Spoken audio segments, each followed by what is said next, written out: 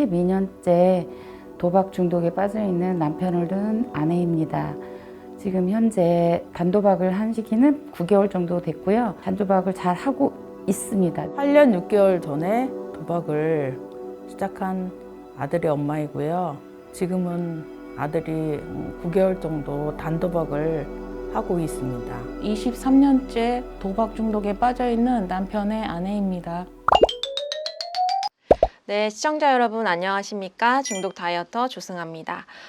도박 중독은 가족병이라는 말이 있는데요. 그만큼 중독을 겪는 과정은 당사자뿐 아니라 가족분들까지 병들게 하며 또 회복을 하기 위해서는 가족과 함께하는 것이 중요하다는 말입니다.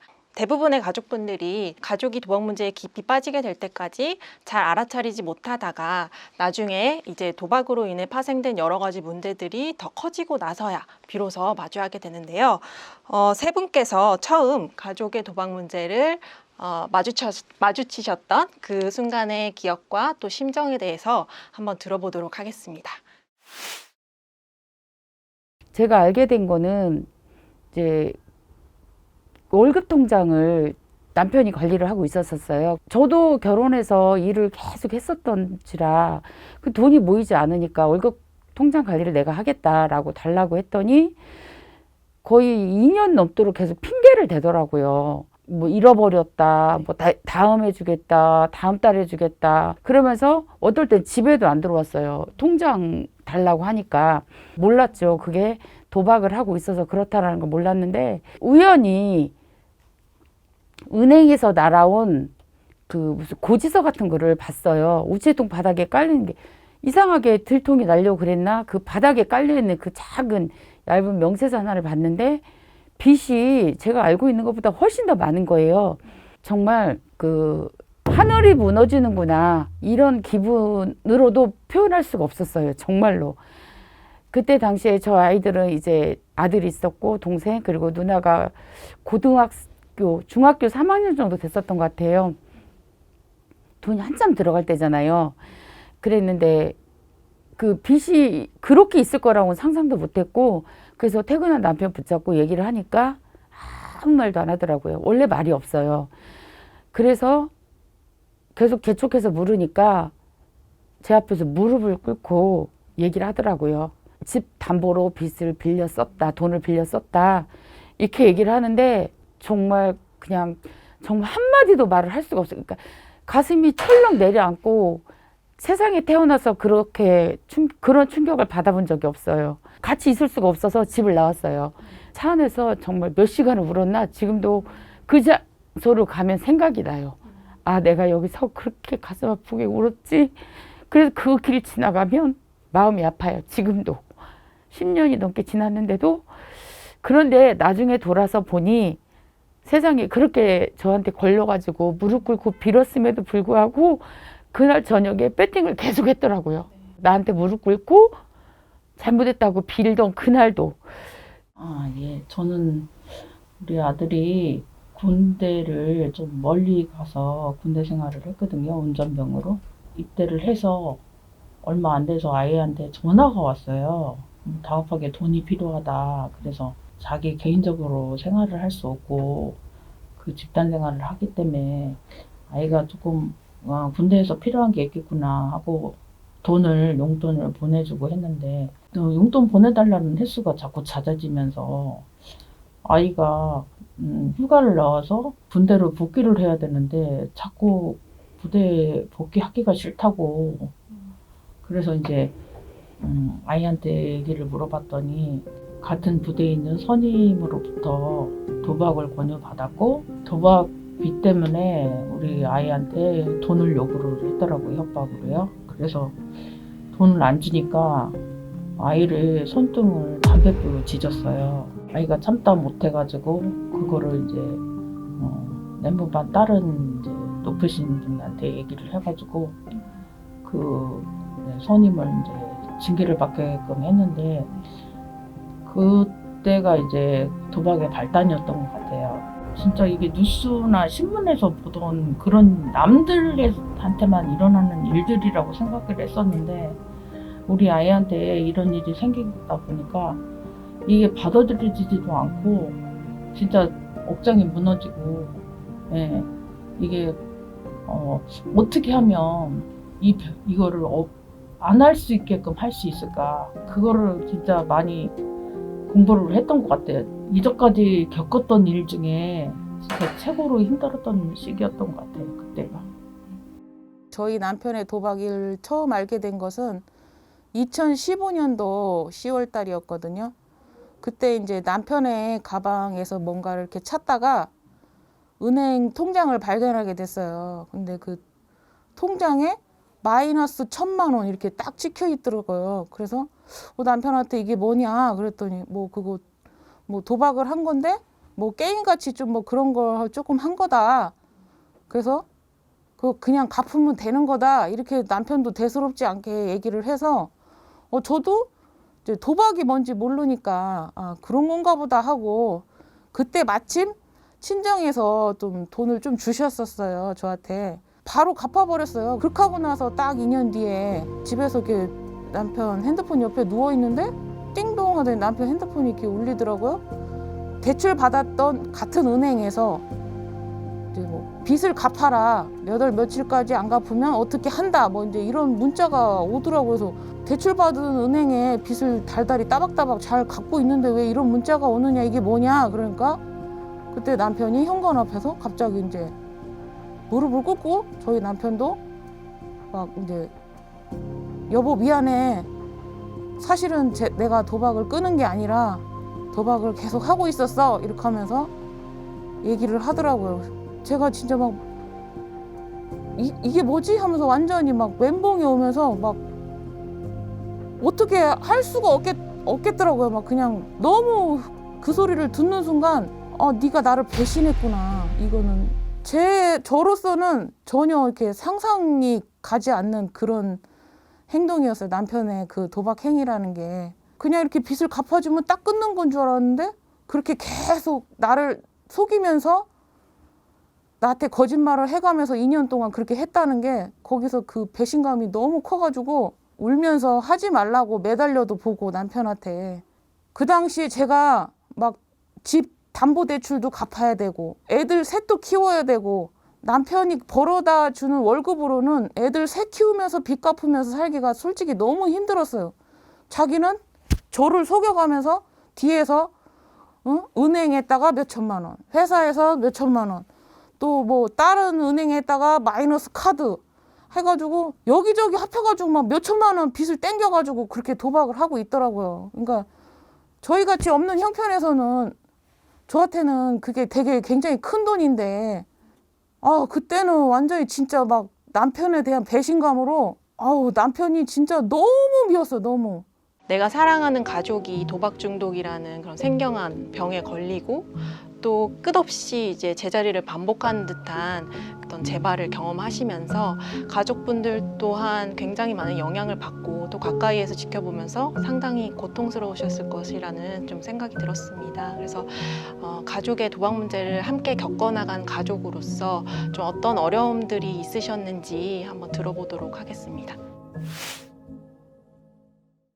도박빚은 갚아주지 말라고 그렇게 교육을 받았어요. 근데 이미 제가 센터에 왔을 때는 일부 빚을 좀 갚아준 상황이었었어요. 그런데 제가 뭐 삶에 여유가 있고 막 가진 게 많아서 빚을 갚아준 게 아니라 친정이며 어디며 할 거 없이 막 총동원을 해서 빚을 갚았어요.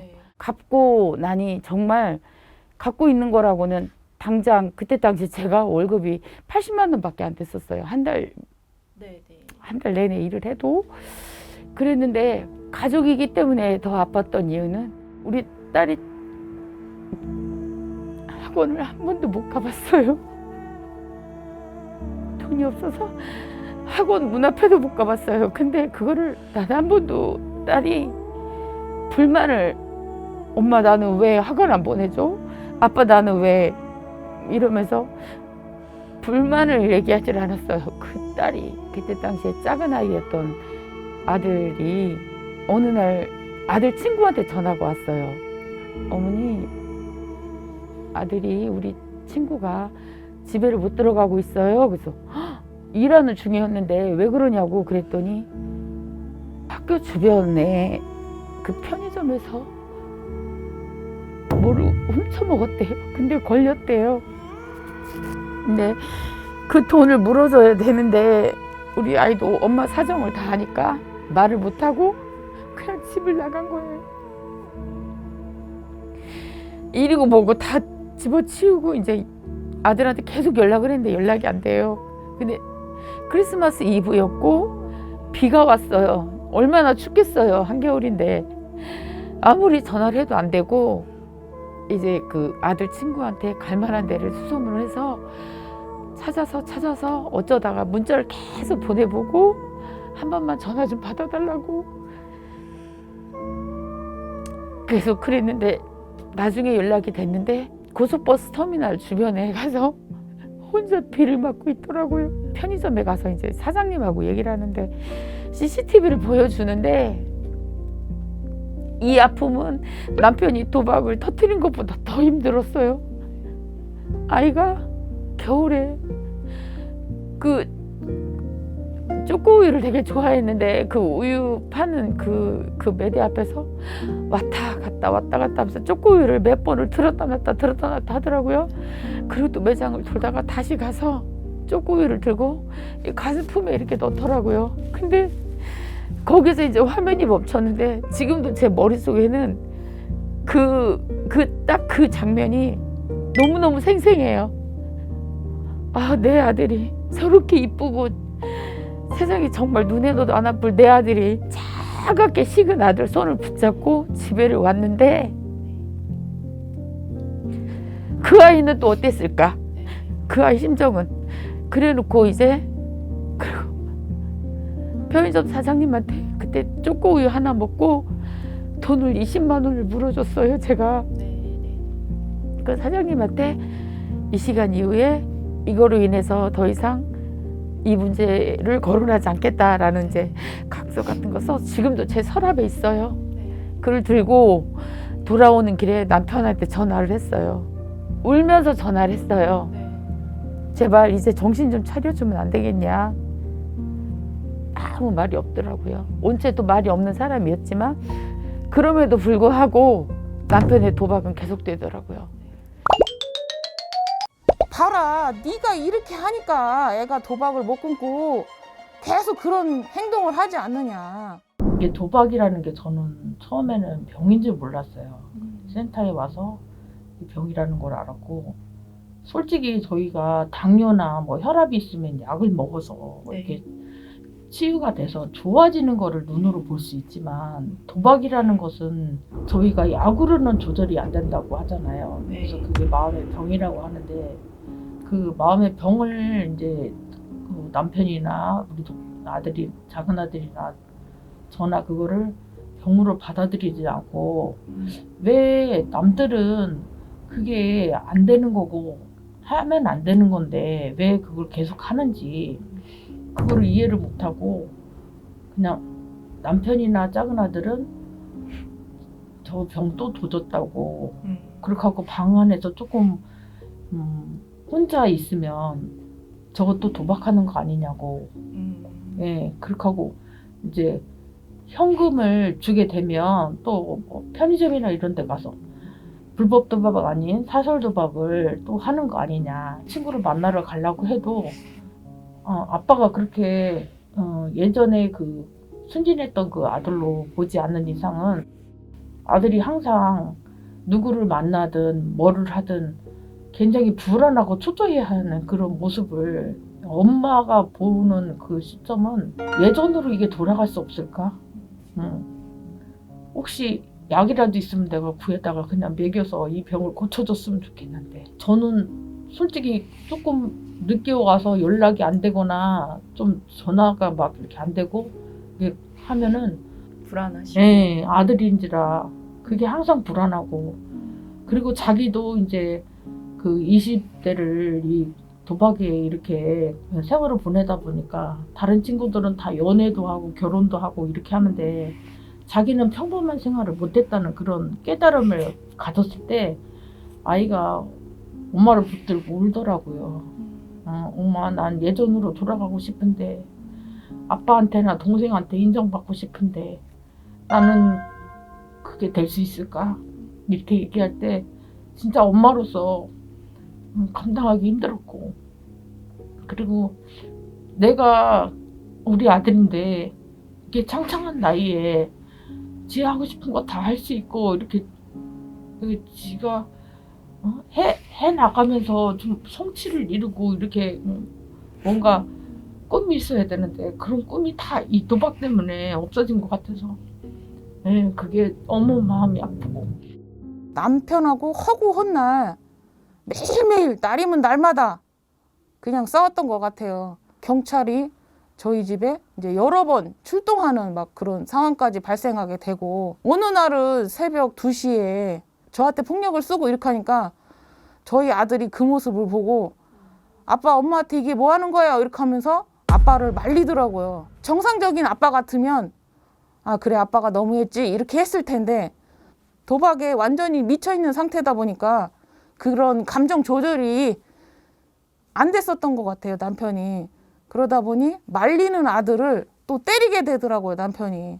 그래서 내가 그 모습을 보고 저도 이제 막 너무 분노하게 되더라고요. 그래가지고 이제 시댁 어른들한테 새벽 2시에 전화를 했어요. 나 어머님 아들하고 못 사니까 당장 오셔가지고 데리고 가라. 도박한 것도 부족해서 이제는 나 포함해서 애들까지 이제 때린다. 어머님이 오셔가지고 우리 아들이 이렇게 계속 도박을 해서 네가 이렇게 힘들어서 어떡하냐. 엄마로서 진짜 너한테 미안하다. 이렇게 할 줄 알았어요. 근데 오셔가지고 그게 아니라 네가 가정에서 따뜻하게 남편을 좀 품어주고 사랑으로 감싸줬으면 애가 도박을 벌써 끊었을 텐데 네가 그런 식으로 남편을 윽박지르고 자꾸 도박을 끊으라고 뭐라고 하고 소리 지르고 그렇게 하니까 애들도 아빠를 무시하고 너도 아빠를 무시하니까 계속 네 신랑이 도박을 하는 거 아니냐. 너도 책임이 있다. 이제 어머님이 막 그러시더라고요. 그래가지고 그게 너무 막 그냥 저는 열받고 어머님이 그렇게 말씀하시니까 너무 속상하더라고요. 저도 이제 어머님까지 오셔서 그렇게 말씀을 하시니까 눈에 뵈는 게 없더라고요. 이제 막 그러니까 당장 돌아가시라고 이제 막 어른들 다 필요 없다고 다 가시라고. 아버님도 가시고 다 가시라고. 나는 이제 저 사람하고 이혼하고 안 살 거니까 그런 줄 아시라고. 막 그러니까 이제 막 거기서 어머님이 막 탁 일어서시면서 막 저한테 막 소리를 지르고 저런 버르장머리 없는 것이 어른한테 저렇게 한다고 막 이제. 근데 남편이 이제 그런 행동을 계속 하니까 저도 막 그냥 그렇게 막 원래는 어른한테 그렇게 하면 안 되죠. 남편이 도박을 하고 남편한테 맞고 내 자식을 때리고 이런 상황에서 어머님한테 뭐 예 알겠습니다. 이게 사실은 그 당시에는 좀 잘 안 됐었던 것 같아요. 저도 그렇게 남편도 도박으로 병들어 가고 저 역시 남편하고 같이 병들어 가고 있었던 것 같아요. 그 당시에는. 나름대로 노력하신 부분들이 분명히 있을 것 같아요. 그래서 어떤 노력까지 좀 해보셨는지, 그리고 그 중에서 가장 도움이 됐던 방법은 어떤 것이 있는지 들어보도록 하겠습니다. 돈이 되는 거는 다 했던 것 같아요. 진짜 빚 갚기 위해서. 그러면 빚을 갚아놓으면 어디선가 모르게 약간의 빚을 숨겨놔요. 근데 이거 도박 중독 치유 센터를 다니면서 제가 9년 동안 느꼈던 건데, 도박 중독자의 다 똑같은 패턴이더라고요. 도박 빚을 갚아주면 어느 한 곳에 몇백이든 몇천이든 남겨놔요. 왜냐면 그게 있어야 이 정도는 내가 갚을 수 있어. 그리고 그거를 갚기 위해서 다시 도박을 또 하시는 거예요. 근데 이 패턴들이 다 똑같더라고요. 그때는 센터를 몰랐기 때문에 모르고 갚아줬었는데, 갚아주고 나면 또 어디선가 빚이 또 나오고 이런 과정들이 반복이 되면서 죽으라면 죽는 신용까지 하겠다. 당신이 도박을 끊는다면. 그렇게 해서 센터를 나오기 시작했는데 처음에 기초 한 달간 교육을 받고 그 다음에 심화과정 받고 그러고 나니까 센터에서는 해줄 게 없대요. 그러니까 이 사람을 붙잡고 수백 명의 그 대상자들이 찾아오는데 내 남편만 붙잡고 뭐 특별 대우를 해줄 수는 없는 거니까. 그런데 센터 선생님들께서 그 말씀을 해주시더라고요. 그 자조 모임이라고 그 도박 중독자 가족들 이렇게 서로 대상자들 모여서 이렇게 자조 모임을 만들어서 일주일에 한 번씩 만나서 자리를 해서 서로의 답답한 심정을 조금 털어놓는 시간을 가져보면 어떻겠냐고 권유를 많이 받았는데, 사실은 제가 그 센터에 나와서 처음으로 이 자조 모임을 만들게 됐어요. 시작할 때는 세 부부가 있었어요. 근데 유일하게 저희 가정만 이 센터 모임을 지금 9년째 계속 지속해서 하고 있는데요. 처음에 나왔을 때도 도박을 계속 했었고, 재발을 함으로 해서 빚이 생기다 보니까 이제 개인회생을 또 하게 됐어요. 5년이라는 시간 동안 빚을 또 갚았고, 뭐 당장 단도박을 딱 끄는 건 아니고요. 점점 그 자조 모임을 하면서 매주 다른 분들이 와서, 오늘은 이 선생님이 와서 이 이야기를 하면, 아 맞아, 나도 처음에 저랬었지. 그래서 저희는 센터에 올 때 주일에 화요일마다, 매주 화요일마다 있는데, 정말 9년 동안 저희 시아버님 돌아가셔서 장례 치르느라고 모든 거, 그거 말고는 지금까지 결석을 한 번도 안 했어요. 근데 내 남편은 저처럼 그러지 않았어요. 오면서도 계속 도박하고 재발하고 또 단도박하고 또 재발하고 이러더니 언젠가부터 오늘 화요일이지, 센터 가야지, 이 말을 하더라고요. 그 말이요, 저는 정말 잊혀지지가 않아요. 그 모습을 보면서 아, 이 사람도 달라질 수 있겠구나, 이 생각을 하게 되더라고요. 죄는 미워하되 사람 미워하지 말라는 이런 얘기가 있잖아요. 근데 우리 아들도 처음에 와서는 이거를 못 받아들이고 인정을 안 하면서 되게 어긋나고 좀 뭐라고 해야 되나, 왜 엄마는 나를 그렇게 행동하지 않았는데 자꾸 그런 눈빛으로 자기를 의심하고, 저도 항상 불안해하고 그렇게 지내다가 여기 센터에 계속 자조 부임을 나오면서 아이가 처음에는 이거를 인정을 안 하고 그냥 저 사람이 나보다 더 많이 했네, 이런 거를 자꾸 핑계를 대고 거짓말을 하더라고요. 저게 치료 과정이려니 하고 계속 여기 나오다 보니까 이제는 그 사람들한테 나도 그랬었는데 지금은 이렇게 하고 있다, 이렇게 얘기할 수 있을 정도로 아이가 되게 좋아졌고요.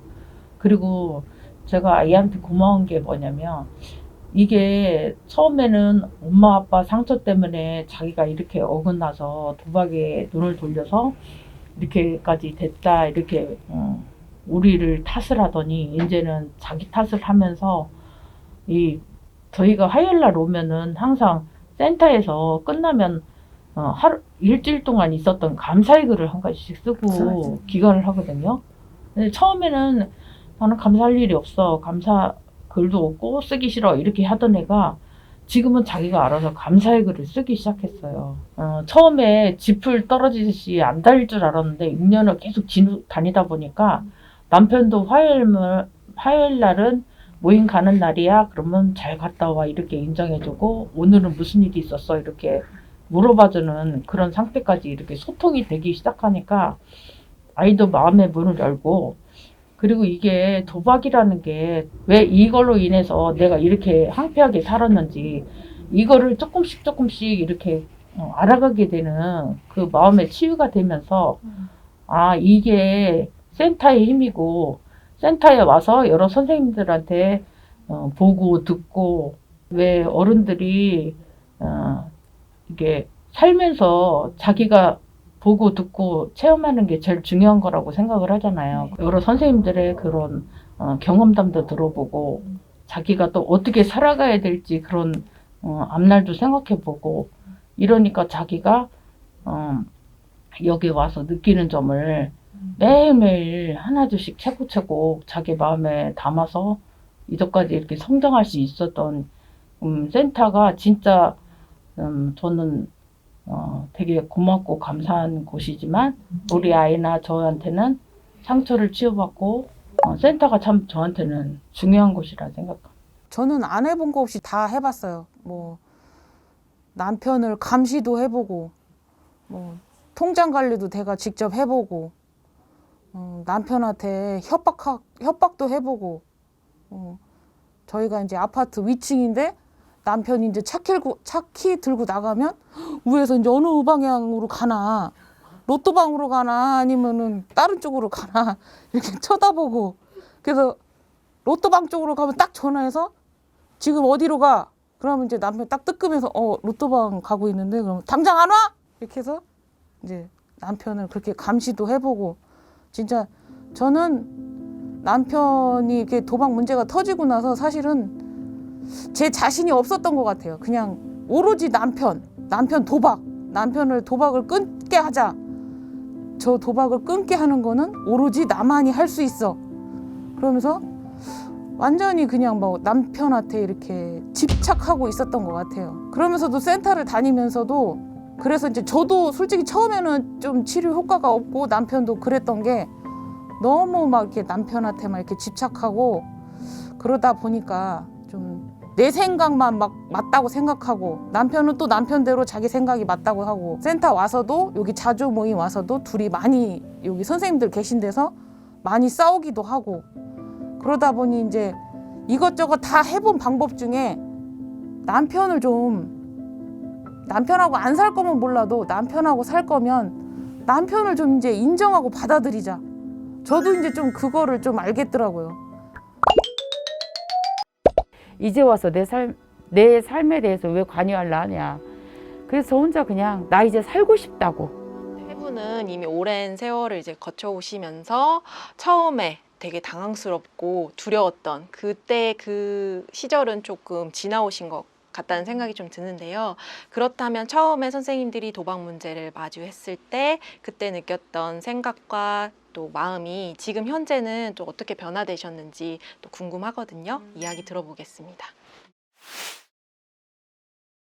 40대의 그 시간을 전부 다 남편의 도박과 빚 갚는데 저의 그냥 그 가장 주부로서 아름다운 시기, 아이들로서 중고등학교를 졸업하는 가장 멋진 시기, 그런 시기가 다 날아가 버린 거잖아요. 아빠 때문에. 참 슬프게도 아빠가 재발했을 때 저희 딸이 대학생이었었어요. 그러니까 그 중간에 재발했을 때 그래서 제가 이제 어떻게 하다가 이제 이 쇼크를 좀 쓰러졌을 때 딸이 그랬대요. 아빠 제발 엄마랑 이혼 좀 해라. 그러니까 이미 그때 중학생이었던 딸은 대학생이 돼버렸잖아요.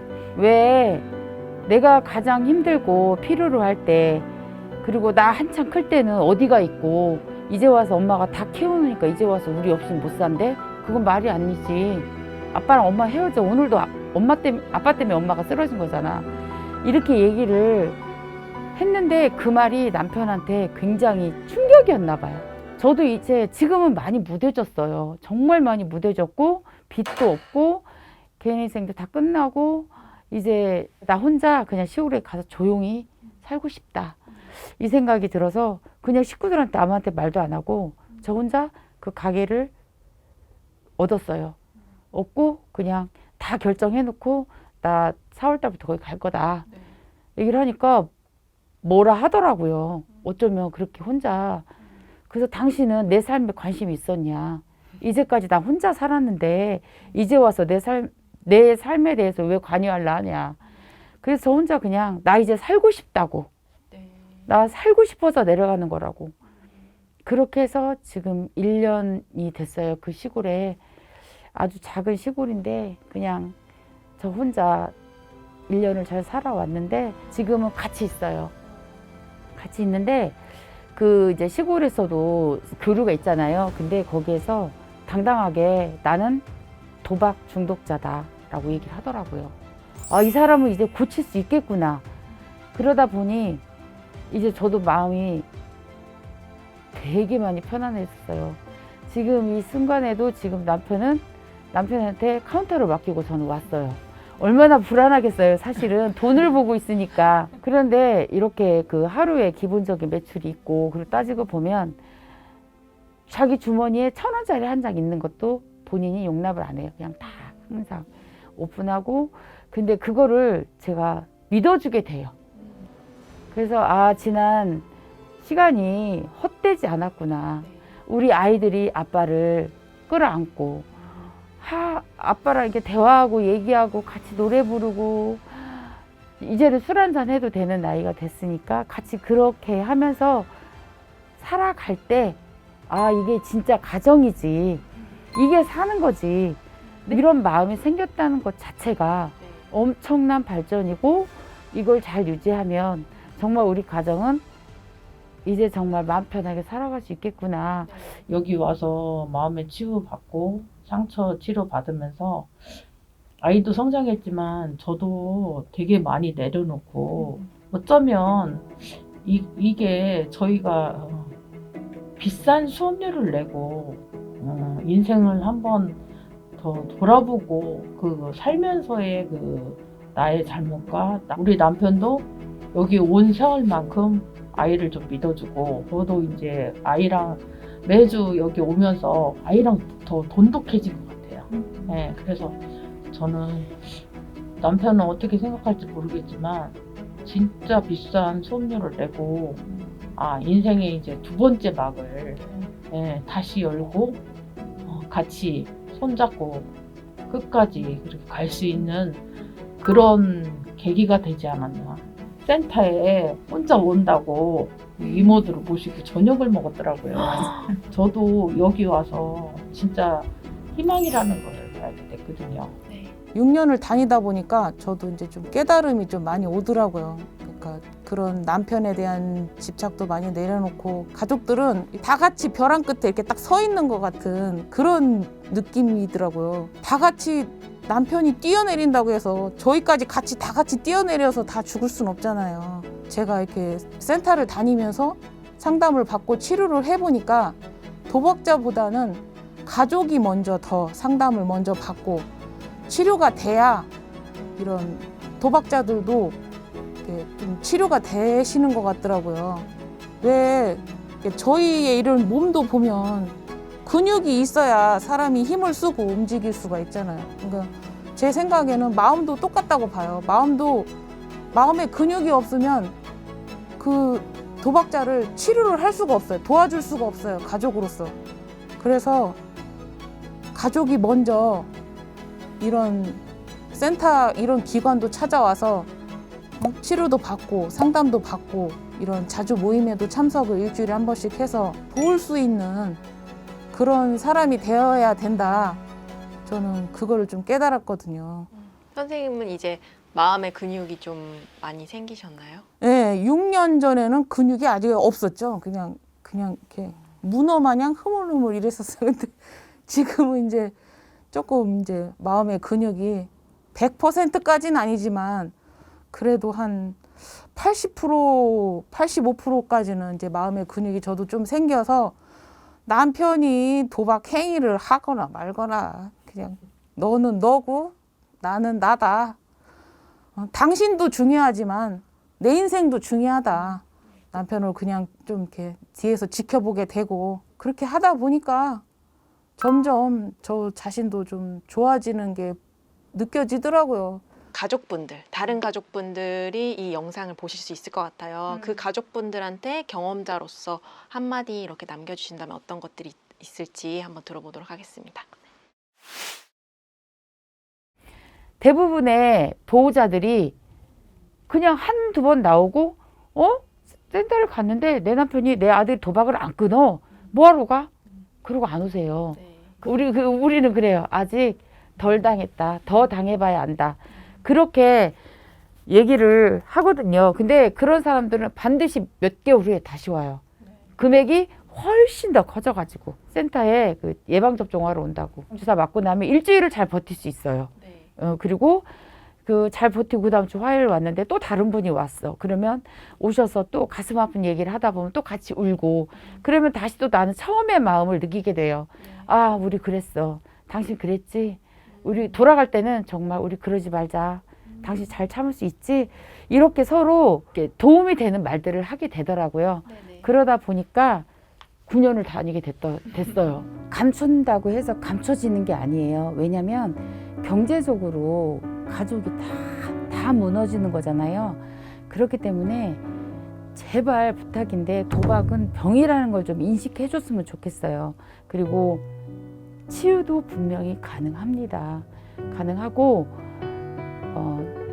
그 사람을 뭐 이혼하면 그만이지 이렇게 하시는 분들도 많아요. 왜 이혼 안 하고 사냐고. 근데 내 남편이 병에 걸렸다고 해서 다 이혼하면 세상에 살 사람 아무도 없거든요. 그리고 가족이잖아요. 가족. 내가 피를 낳은 사이는 아니지만 그로 인해서 남편으로 인해서 내 아이들이 있는 거고 한 가정, 이 작은 사회를 이루고 있는데 지켜야 될 건 지켜야 되잖아요. 반드시 치유가 될 수 있고 그 치유를 하기 위해서는 오늘 센터 갔어? 그럼 이거 딱 끊는 거 아니야? 이건 아니에요. 모든 병에도 과정이 필요하잖아요. 조금만 지켜봐 주시고 이렇게 한다면 반드시 좋아질 수 있는, 벗어날 수 있는 병이라고 생각합니다. 치유가 안 된다고 해서 도박 중독을 좀 나쁜 병이라고 생각하고 도박을 하는 사람들은 좀 우리야 좀 다른 사람이라고 이렇게 편견을 갖고 보시는 분들이 되게 많아요. 근데 소외되거나 도박으로 인해 가지고 자격지심을 갖고 자기가 이거를 스스로 어디 가서 고쳐서 이렇게 조금 의지를 이렇게 세울 수 있는 그런 공간들이 좀 많이 생겼으면 좋겠고요. 그리고 이 센터를 몰라서 모르시는 분들 좀 제발 용기를 내서 저희 센터 모임에 오면 진짜 가족처럼 처음 와도 진짜 저희는 식구처럼 이렇게 환영하고 맞아. 말에 그 사람의 어려움을 다 들어줄 수 있는 마음의 자세가 되어 있고 계기가 좀 많이 만들어졌으면 좋겠다는 생각을 했어요. 자책하지 마라. 저는 진짜 제 경험이에요. 제 경험으로 저도 처음에 남편이 도박이 터졌을 때 내가 뭘 잘못했지? 내가 뭘 어떻게 해서 저 사람이 도박에 빠졌지? 그리고 여기 어머님들도 보면 아드님들이 도박을 하셔서 오시는 어머님들 보면 내가 우리 아들한테 뭔가를 상처를 줬을 거야. 우리 엄마 아빠가 뭔가를 잘못했으니까 얘가 이렇게 됐을 거야 하면서 엄청 저뿐만이 아니라 여기 자주 모임에 오시는 분들이 자기 자신을 엄청 자책을 하세요. 근데 저는 개인적으로 그렇게 자책하지 말았으면 좋겠다고 생각을 해요. 그래서 저 사람이 저렇게 도박에 빠진 거는 나 때문이 아니라 원래 저런 성향을 갖고 있는 사람이었구나. 그래서 여기 오시는 모든 분들이 좀 자책하지 말고 그렇게 하셨으면 좋겠습니다. 네, 세 분과 오랜 시간 이제 이야기 나눠봤는데요. 저는 세 분의 이야기 들으면서 우리 가족을 돕기 위해서는 내 자신부터 먼저 도움을 받아야 된다, 이런 게 조금 떠올랐고요. 그리고 오늘 세 분의 이야기가 다른 가족분들께 좀 혼자가 아니라는 위안과 또 희망을 갖게 하는 그런 소중한 경험담이 되었기를 바라면서 오늘 세 분과 함께 여기서 인사드리도록 하겠습니다. 네, 감사합니다. 지금 현재가 가장 중요하기 때문에 현재 당신은 단도박을 잘 진행하고 있고 이 9개월이 9년이 되고 그 이상의 시간으로 꾸준히 이어지길 진심으로 바라고 있고 당신의 도박하는 기간을 바라보면서 시어머니, 시아버지조차 이혼하라고 며느리한테 얘기했을 때 그 부모 심정이 얼마나 힘들었을까, 그 생각을 생각해서 나 또한 당신과 함께 그냥 꾸준하게 삶을 살아왔는데 지금의 생각해서는 내 생각이 옳았다는 생각이 들고 후회하지 않고 지금 열심히 단도박 중인 당신을 응원하고 두 아이 아빠로서 잘 살아갈 수 있을 거라는 걸 믿고 당신과 계속 꾸준히 잘 살아갈 거야. 당신을 믿고 당신 또한 나를 믿고 같이 잘 살자. 사랑해. 아들, 엄마는 아들이 엄마한테는 딸 같은 아들이었고 그리고 지금도 물론 열심히 하고 있지만 도박 빼고는 아들한테 다른 거는 바라는 게 없어. 그리고 지금처럼 엄마랑 같이 센터에 열심히 다니면서 아들 마음의 상처하고 엄마의 마음의 그 상처를 같이 치유를 받으면서 열심히 생활하며 언제나 엄마한테 깍듯하게 애교 섞인 말로 얘기해 주듯이 아들의 밝은 모습을 계속 볼 수 있었으면 좋겠다. 사랑한다 아들아. 여보, 우리가 여기 지금 센터 나온 지 한 6년 됐잖아. 우리 그동안 6년 동안 도박 때문에 굉장히 힘들었잖아. 예전에 비해서 그래도 금액도 좀 줄고 그래도 나름대로 조절 도박 한다고 열심히 해줘서 고맙고 열심히는 하고 있지만 아직 단도박까지는 가지 못했잖아. 우리 가정이나 애들을 위해서 한번 자기도 단도박에 한번 도전을 해봤으면 좋겠어. 우리 가족 더 행복하게 살자. 화이팅!